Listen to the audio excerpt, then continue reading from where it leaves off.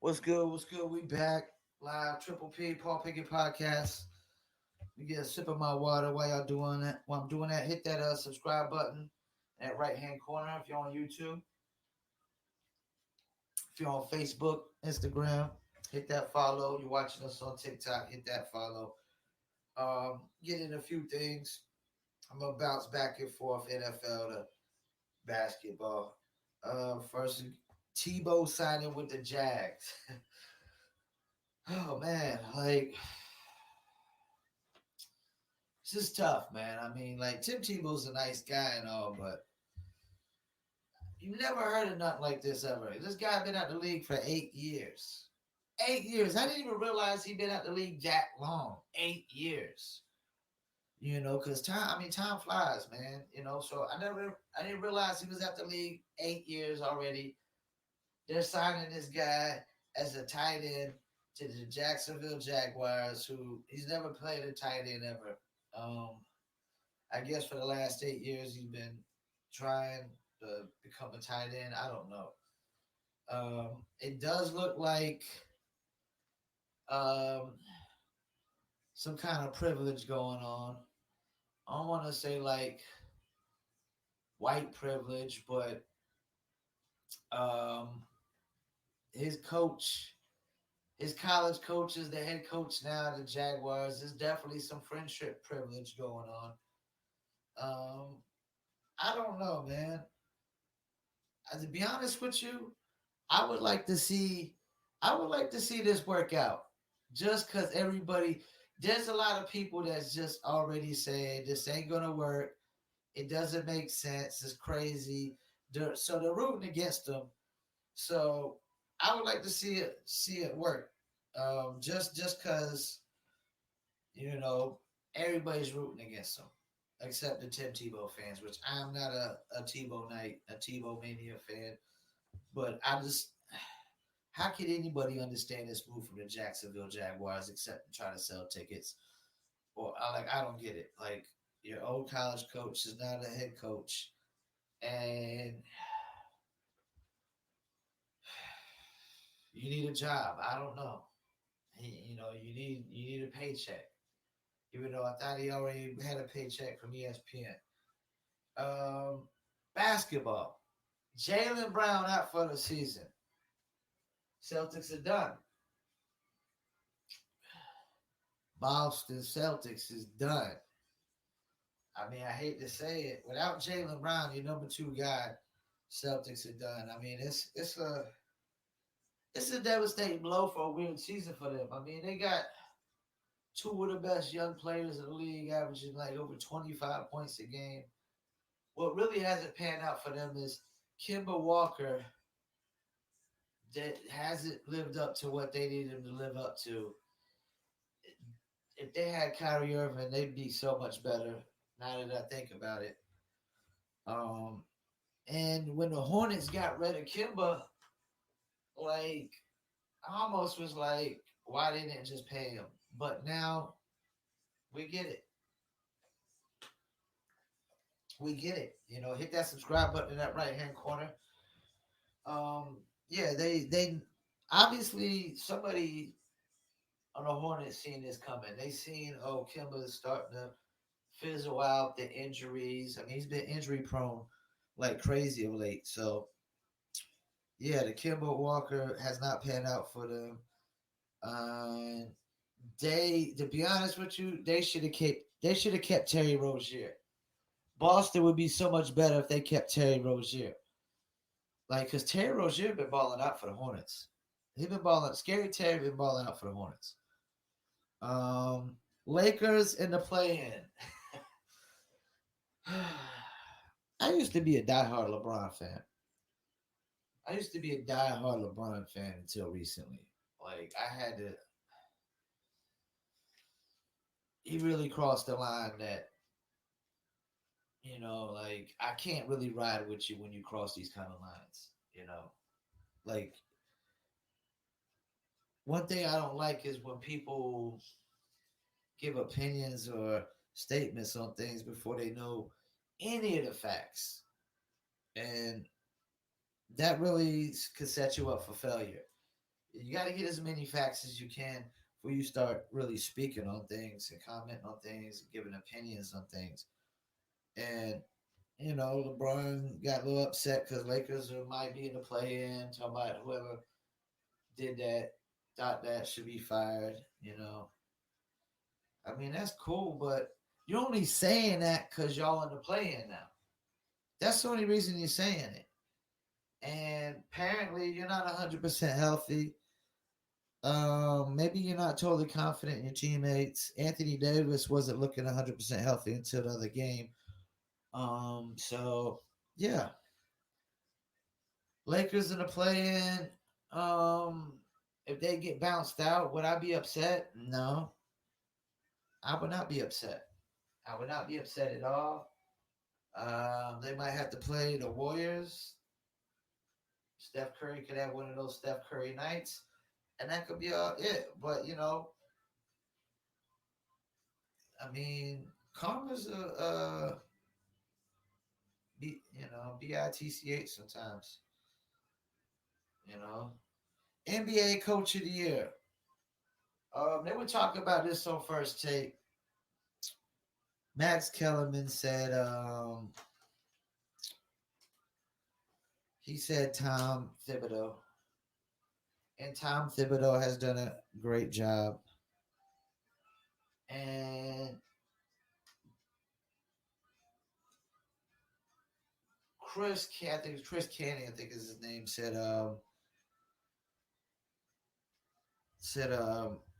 the coach Monty Williams for the Phoenix Suns. And I was actually thinking it was Doc Rivers. I was thinking the coach of the year is Doc Rivers, and so if I had to say, it's probably between those three. And the fact that the Suns, I know Max Kellerman said he thought the Suns was going to be this good. Nobody on the planet thought the Suns was going to be the number two in the West. Anybody who thought the Suns, and nobody said that. Nobody on the planet said they're going to be number two in the West next year just because they got Chris Paul. Nobody thought that. We thought, yeah, they're in there. They're 4 or 5 seed. They're number two. Possibly could be number one. So, yeah, I might have to go with Monty Williams as coach of the year. Monty Williams, coach of the year. Tom Thibodeau, I like what he's doing over there with the Knicks. They're playing hard. They're playing tough. But I'm gonna have to go with Monty Williams, yeah, for the Suns, NBA Coach of the Year. I'll go ahead and say Tom Thibodeau second, and Doc Rivers third, and whatnot. Julio Jones, back to some NFL. Julio Jones still might get traded. I don't get the Hawks. I mean the Hawks. I don't get the Falcons. Ever since y'all were in the Super Bowl, I don't get y'all. I mean, like I look at the Falcons on paper. On paper, whew, Matt Ryan, Julio Jones, Calvin Ridley, and Pitts. Kyle Pitts, I think is his name that they just drafted this year from the Florida Gators, where everybody's saying like the number one receiver, who went as the number one receiver. On paper, man, that's like it's a stacked lineup. But you're gonna trade Julio Jones away. I mean, I understand he's getting older, but Julio Jones is the kind of guy, man. He should be a lifer, man. I mean, he's consistent year in year out. Um, I mean, there's gonna be a lot of teams that our Seahawks definitely need to be looking to go after him. Russell Wilson, um, Green Bay. I mean, there's a lot of teams. Dolphins. A lot of teams should go after this guy. If they, depending on what you got to give up for Julio Jones. I normally don't talk no boxing, and this ain't professional. I mean, it ain't professional boxing. It's Triller boxing. So for my TikTok viewers, they might like that. Logan Paul versus Mayweather. I mean, I get it's a payday for. It's all about the money for both of these guys. But I'm gonna have to say for Mayweather,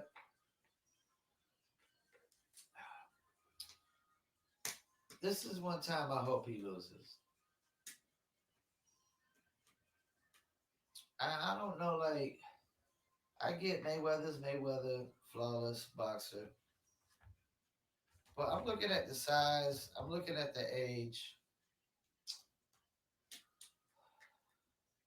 I mean, it could like some of it already looks staged. So I mean, they could have this fight staged. Who knows? It could already be predetermined, you know. But I think Logan Paul's gonna try to beat Mayweather. And if Mayweather loses, oh my gosh, that would be terrible. That's that and Tebow. That and Tebow is the two things I want to see happen. I want to see Logan Paul beat Mayweather. I want to see Tebow be successful in the Jags. Because a lot of people is like scratching their heads, like, because I'm scratching my head, like, why would Floyd Mayweather fight Logan Paul?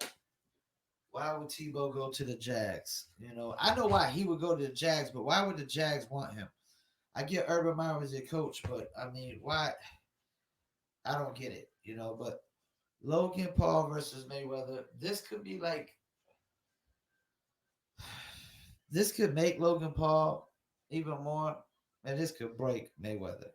This is a make or break, depending on who wins. Of course, I got to end off my podcast with the one and only, my favorite NBA player and athlete in the game right now, LaMelo Ball.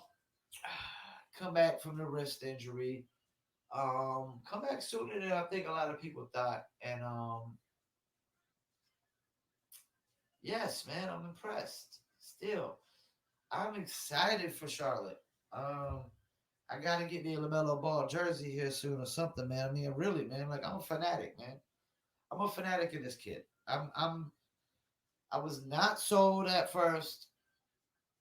I had my doubts. I have no doubts, man. I have no doubts about Lamelo Ball whatsoever. Zero. Zero doubts.